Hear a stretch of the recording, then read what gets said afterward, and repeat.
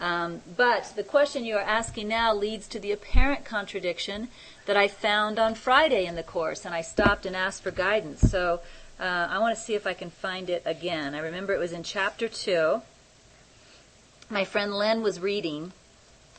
Lynn is in the room, but I don't know if she remembers exactly what I'm talking about or will be able to help. But Lynn, if you know, prompt me. We were reading in chapter 2, and we read 2 sentences. Gosh, isn't Spirit great? My eyes just landed right on it. Just boom. Okay, so here we go. I don't need your prompts. Len, I found it. Okay, so I'm in the original edition of A Course in Miracles right now. And I'm in chapter 2, and I'm looking at paragraph 49. And this might also be in the Foundation for Inner Peace edition. It's just that I grab whichever edition when I know right where to go to it in that edition. In this case, I'm grabbing the original edition. But here are the sentences. There's 3 sentences in a row. The spiritual eye literally cannot see error and merely looks for atonement. All the solutions which the physical eyes seek dissolve in its sight. The spiritual eye, which looks within, recognizes immediately that the altar has been defiled and needs to be repaired and protected. Okay, so the 2 sentences that I saw as an apparent conflict were the first and third sentences. And let me read those 2 sentences to you again. And if anybody here is not familiar with the language of the original edition, the spiritual eye would have been translated to Holy Spirit by the time we got to the Foundation for Inner Peace edition. So this would be the Holy Spirit in that language. All right, here we go. The spiritual eye literally cannot see error and merely looks for atonement. You got that sentence? The spiritual eye literally cannot see error and merely looks for atonement. That was the first sentence. Now here's the second one. The spiritual eye, which looks within, recognizes immediately that the altar has been defiled and needs to be repaired and protected.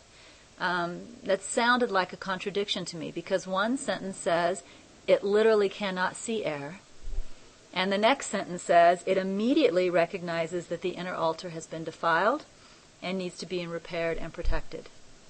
So I stopped and I asked for clarity. And again, Holy Spirit, I ask for your guidance in sharing the clarity regarding these 2 sentences. The clarity that I received is that the Holy Spirit does not see error. The spiritual eye does not see error. The spiritual eye sees only truth. We could say the spiritual eye does not see a cup. All right? However, the spiritual eye is aware of our constant communication, because that's our truth. And a part of what our constant communication is saying is, this is a cup, this is a cup, this is a cup. So while the spiritual eye does not see cup, the spiritual eye absolutely knows it is not a cup, the spiritual eye does know that there is a belief in a cup. It doesn't see an error because an error does not exist. A cup does not exist. But it sees the belief in that. That's the defilement, the belief. The belief does not change anything, but it does explain our suffering, to be honest. And so the spiritual eye then is our guide. Without having any belief whatsoever in what we believe, it is able to be aware of our belief and is able to guide us back from that belief, this is the correction, to the truth. So the Holy Spirit is not at all caught up in error. The Holy Spirit literally does not see error, but the Holy Spirit is aware of our constant communication and is aware that we have a belief that is not true. And actually, the Holy Spirit could not be helpful to us otherwise. If the Holy Spirit only saw truth and could not speak to us, could not guide us back, there'd be be a loss there. It would be like we were on one shore and truth was on another shore and there was no bridge between them. But you see, the Holy Spirit is the bridge, and the Course says that as well. Inner Ramana said that as well. The Holy Spirit is the bridge. So the Holy Spirit sees no error because there is no error, but the Holy Spirit is aware of a belief that is mistaken, and is therefore the bridge from one shore to the other. So I think that answered your question, Sharon, because I see you saying thank you so much. I'm going to let go of the mic and see if anybody else has something they want to share or ask before we go to the next November 2006 message.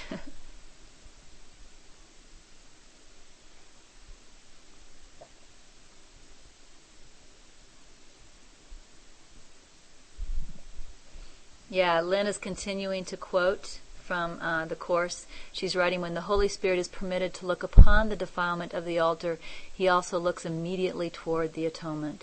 Nothing he perceives can induce fear.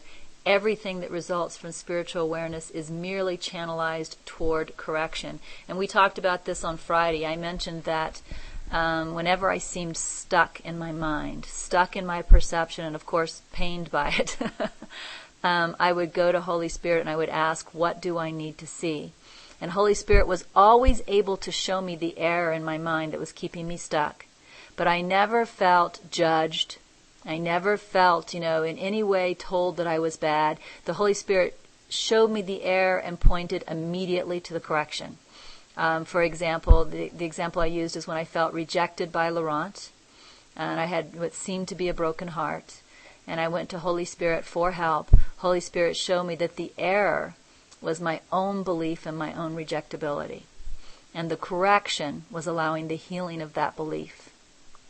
And then I was actually given a practice because apparently I wasn't immediately ready for that healing. I still believed in rejection.